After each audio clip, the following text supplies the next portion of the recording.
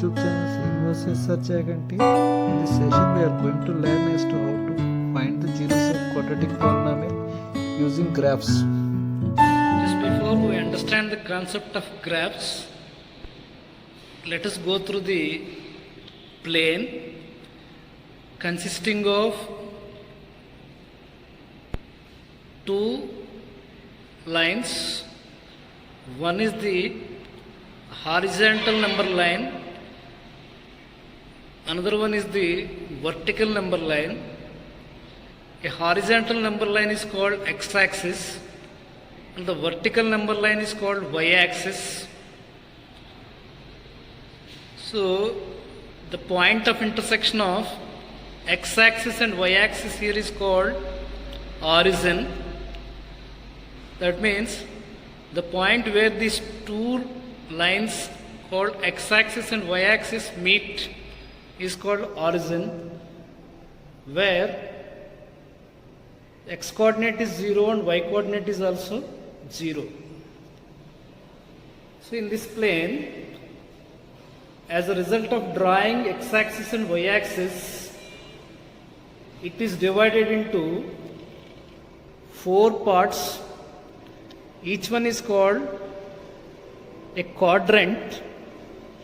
This is called the quadrant 1, Q1, Q2, Q3, Q4. It is divided into 4 quadrants. In quadrant 1, x coordinate is positive and y coordinate is also positive. Therefore, once we have to represent a coordinate where both x and y are positive, it can be represented in the first quadrant, Q1, where x is greater than 0 and y is greater than 0. Suppose 2, 3. If you want to represent 2, 3, it should be taken in the first quadrant because 2, 3 is a coordinate where x is positive and y is also positive. Suppose when you come to the second quadrant where x is negative and y is positive, therefore, suppose you want to represent here minus 2, 3, it should come in the second quadrant. When we have to represent the coordinate minus 2, minus 3, it should be taken in third quadrant because in third quadrant both x and y are negative. When we come to the fourth quadrant, x is positive and y is negative. Therefore, 2, minus 3. Suppose, once again let's go through this. In the first quadrant both are positive. When x coordinate and y coordinate both are positive, it should be taken in first quadrant. X is negative and y is positive, it should be taken in second quadrant. In third quadrant both are negative. That means x coordinate is negative and y coordinate is also negative. In fourth quadrant, x is positive and y is negative. In order to represent the graph p of x is equal to x square minus 5x plus 6, x values ranging from minus 3 to plus 3. Let's have values of x from minus 3, minus 2, minus 1, 0, 1, 2, 3. So when you observe this expression, x square minus 5x plus 6, each and every value of x is to be squared to get x square. When minus 3 is squared, you will get 9. When minus 2 is squared, you will get 4. When minus 1 is squared, you will get 1, 0. When 1 is squared, 1, 4, 9.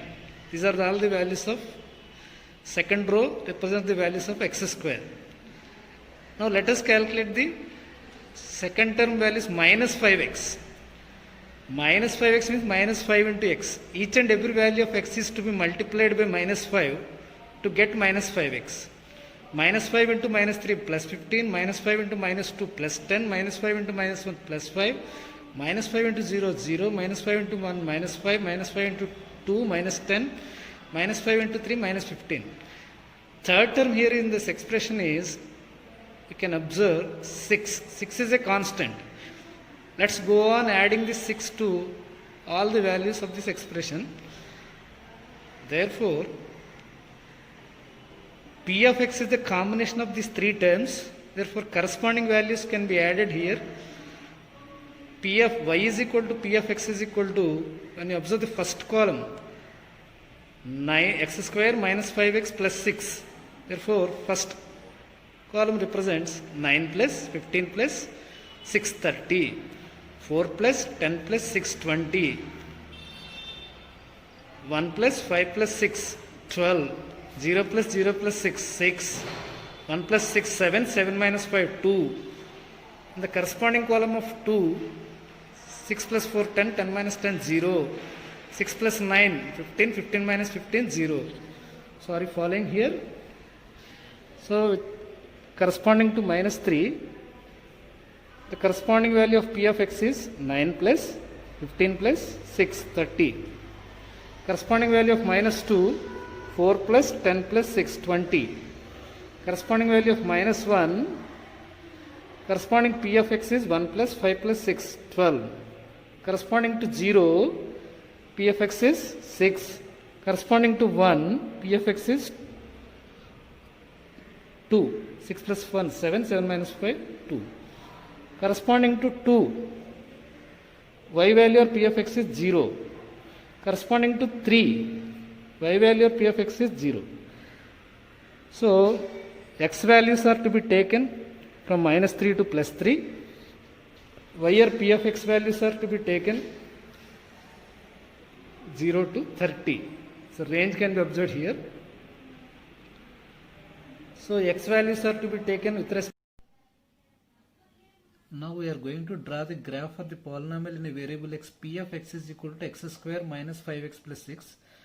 We have already prepared a table with regard to the coordinate plane in a variable x, where x values are taken on x-axis and y values are to be taken on P of x, or y values are to be taken on the y-axis. Since we already discussed that the horizontal number line is called x-axis and the vertical number line is called y-axis, here prior to drawing this graph we have to fix the scale. The scale in the sense, x-axis 1 centimeter is divided into 1 unit, y-axis 1 centimeter is divided into 2 units. So this is the point where x-axis and y-axis meet together. We have already discussed that it is an origin. It is a point where x coordinate is 0 and y coordinate is also 0. 1, 2, 3, 4, 5, 6, 7. Here towards left hand side, minus 1, minus 2, minus 3, minus 4, minus 5, minus 6, minus 7. Y-axis 1 centimeter is divided into 2 units. Therefore, first one represents 2 units. 4, 6. 1 centimeter is equal to 2 units. Therefore, 8 units, 10 units, 12 units, 14, 16, 18, 20, and so on. Here towards negative y-axis, minus 2, minus 4, minus 6, minus 8, minus 10, minus 12, minus 14, minus 16, and so on. Here minus 3, 30. Let us leave this coordinate because we have drawn up to only 20 here. Minus 2, 20. Minus 2, 20. This is the point. Start from origin 0 and move towards 2 units towards left, minus 2, 20. This is called the point called minus 2, 20. Next, minus 1, 12. Minus 1 towards negative x-axis, minus 1, corresponding to minus 1 here, 12, minus 1 comma 12. Next 0, 6, x coordinate 0 and the y coordinate 6, 0 comma 6. Next 1, 2, x coordinate 1 and y coordinate 2, 0 comma 2. Next 2 comma 0, 2, 0, x coordinate 2 and y coordinate 0, 2 comma 0. On the x axis itself we get 2 comma 0. Next 3 comma 0, 3 comma 0. When we go on adding all these points with a free hand like this, we will get a U-shaped curve called parabola. This parabola or U-shaped curve meets x-axis at 2 and 3. So therefore, this parabola or U-shaped curve meets x-axis at 2 and 3. Therefore, 2 and 3 are the zeros of this polynomial. 2 and 3 are the zeros of this polynomial. We can verify this one also. In order to find this polynomial p of x is equal to x square minus 5x plus 6, make it equal to 0 and x square minus 3x, when we factorize this one, we'll get minus 2x plus 6 is equal to 0. So x into x minus 3 minus 2 into x minus 3 is equal to 0. So x minus 3 into x minus 2 is equal to 0. Therefore x minus 3 is equal to 0 or x minus 2 is equal to 0. Therefore x is equal to 3 or x is equal to 2. So what are the zeros of this polynomial? 3 and 2. That's why this parabola meets x-axis at 2 and 3. So what are the zeros of this polynomial? 2 and 3. Now let us draw one more graph for the polynomial p of x is equal to x square minus 4x plus 3. So therefore, we start representing the coordinates from minus 2 to plus 3, minus 2, 15, x minus 2, p of x or y is 15, minus 2 comma 15. Towards negative x-axis, here is minus 2. Corresponding to this one, this is called 15. Between 14 and 16, the midpoint is 15. Next, minus 1, 8. Minus 1 towards negative x-axis, minus 1. Corresponding to this one, minus 1, comma 8. This point represents minus 1, comma 8. Next, 0, 3. X 0, y 3. This point represents 0, comma 3. Next, 1, 0. On the x-axis itself we get 1, comma 0. Next, 2 minus 1. 2 minus 1. This is 2.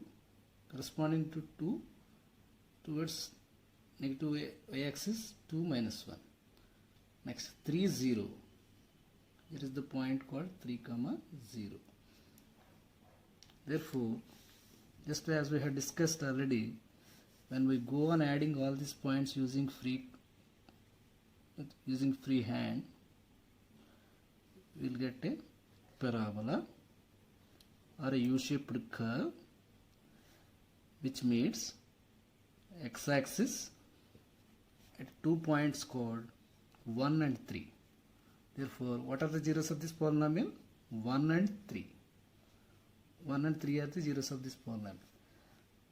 So let us check this one by using algebraic method. In order to find the zeros of this polynomial, make it equal to 0. P of x is equal to 0. X square minus 4x plus 3 is equal to 0. X square minus 3x minus 1x or minus x plus 3 is equal to 0. So x into x minus 3 minus 1 into x minus 3 is equal to 0. So again x minus 3 common. X minus 3 into x minus 1 is equal to 0. Therefore x minus 3 is equal to 0 or x minus 1 is equal to 0. X is equal to 3 or x is equal to 1. So what are the zeros of this polynomial? 3 and 1. So therefore you can observe here that this parabola meets x-axis at 1 and 3. Therefore 1 and 3 are the zeros of this polynomial p of x is equal to x square minus 4x plus 3.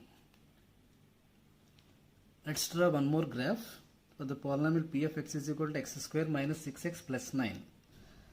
So let us start representing the coordinates from minus 1 to plus 3 here. Here minus 1, 16, minus 1. Correspondingly, here is the minus 1 comma 16.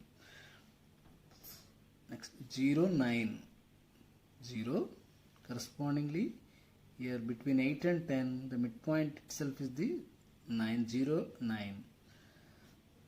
1, 4, 1, 4, 1 comma 4.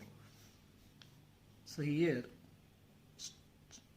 move towards positive x-axis up to 1. Correspondingly, this is called 1 comma 4. Next 2, 1. Start moving from origin to here is called 2, 1. Next 3, 0. 3, 0.